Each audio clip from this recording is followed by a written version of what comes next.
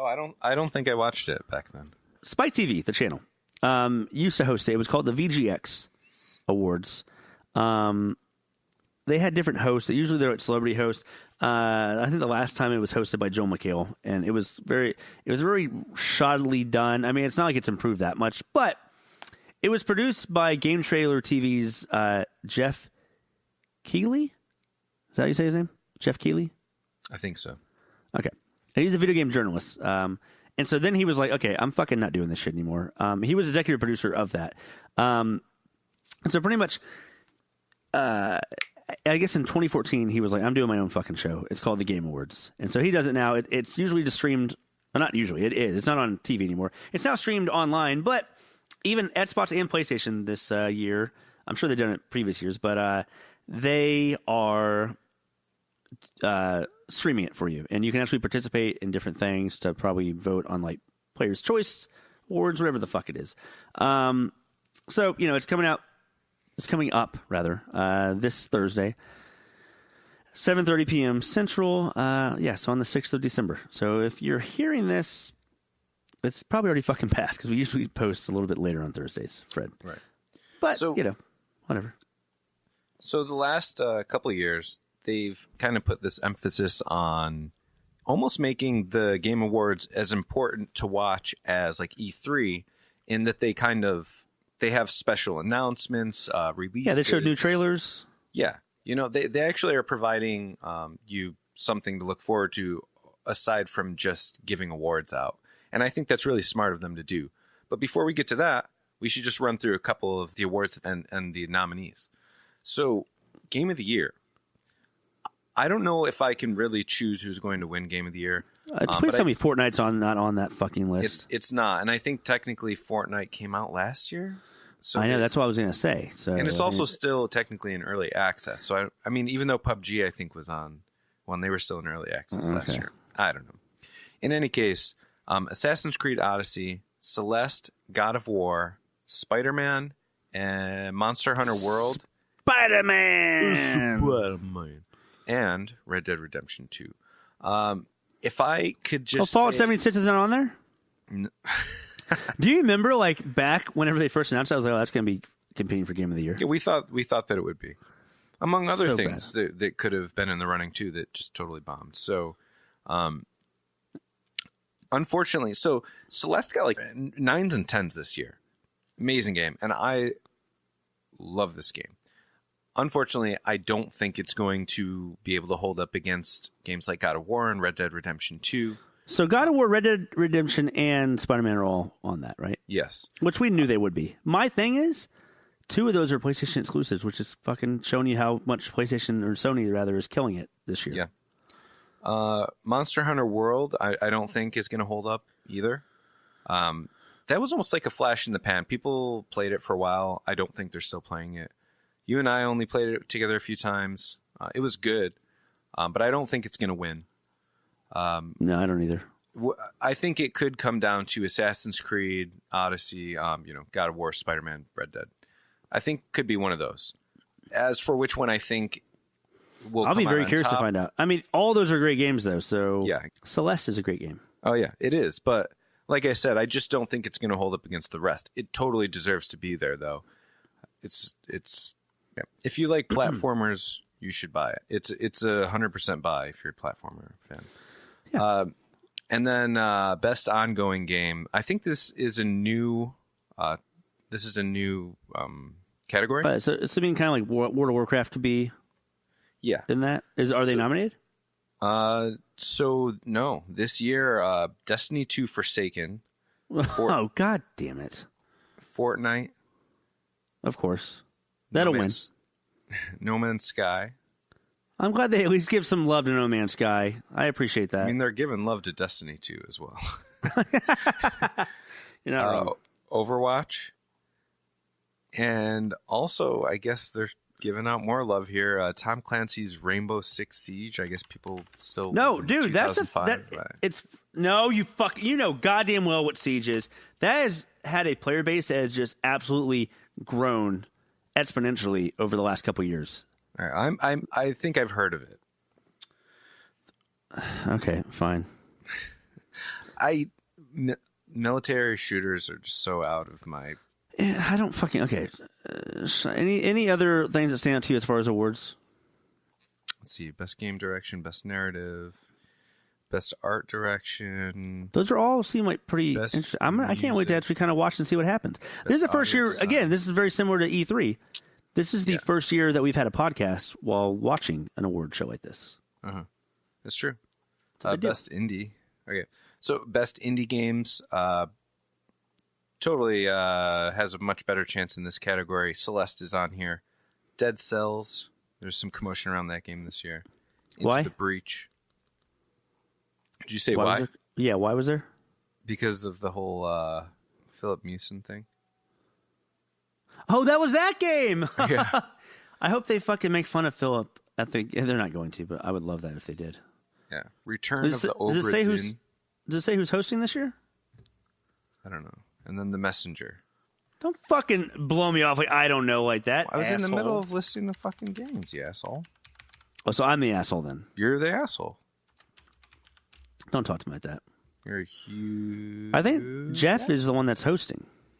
Yeah, he is. I think he just like, I'm just taking the shit over now. I think so. I think for the last couple of years, he's been putting a lot of his own money in. Yeah, and I appreciate that. Like, thank you. Yeah. also, Actually, this is going to be a really interesting category. Best mobile game. That will be. Is Marvel Future Fight on it?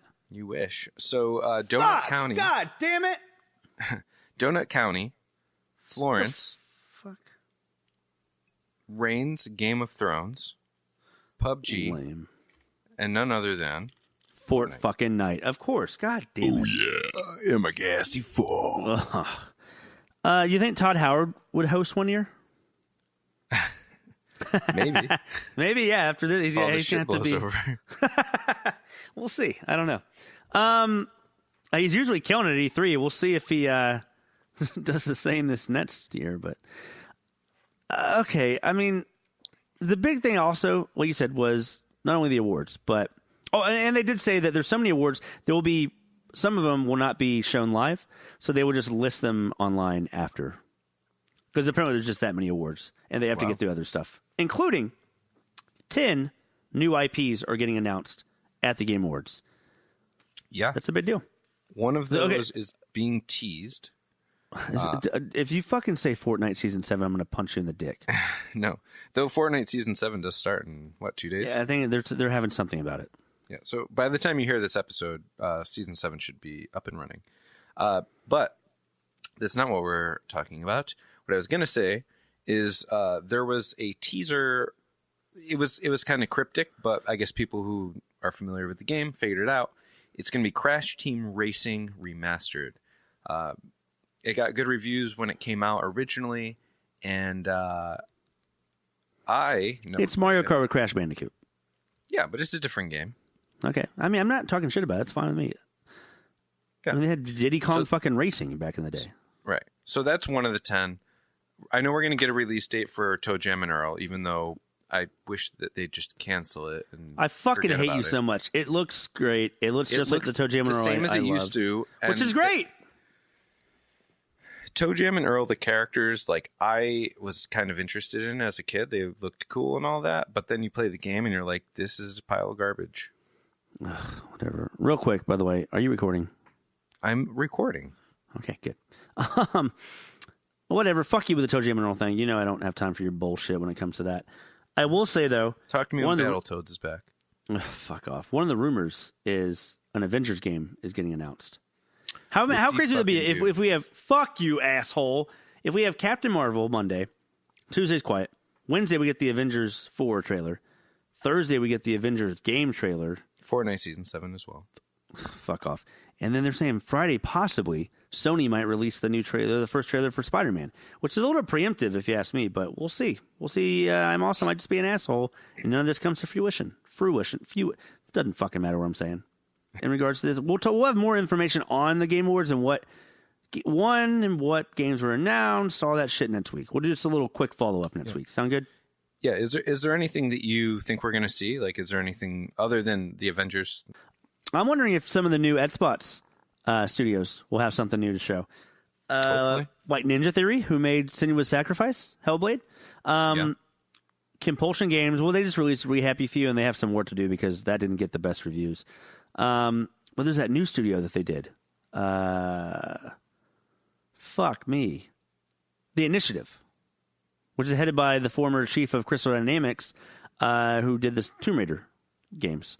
His name is Daryl Gallagher. If we get something from that, that'd be interesting, but I think we're going to have to wait till E3 for that big IP announcement. Although, if Xbox was smart, they get ahead of the curve and just announce something badass.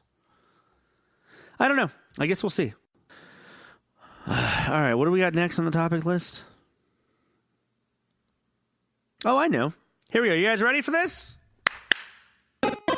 Starbreeze, the developer of Payday and Overkill's The Walking Dead, has filed for bankruptcy, and their CEO has resigned. Good. Another small studio that was very, very popular in one of their games they released, Payday. So here's the thing. They made one IP. I'm sure they paid way too much for the license because it was a Walking Dead game. And it was just the same as all these other zombie first-person shooters. And so I'm now understanding what you're saying, Fred, a little bit. Because, people are just done with it. They're over it. They're done. This is two companies that were working on Walking Dead shit that went out of business. That's true. Because Telltale. It needs to end. No more Walking Dead. I don't care if you're a fan. No, and I don't care if it gives you a job. I just want it to end. I just want it to stop. No more Walking Dead. The show itself is even fucking started to... People have been saying that for years. What's crazy to me is that I'm just sitting there thinking, man, you're telling me that one game from the studio who had a very popular game before, and everything goes to shit, and they're all...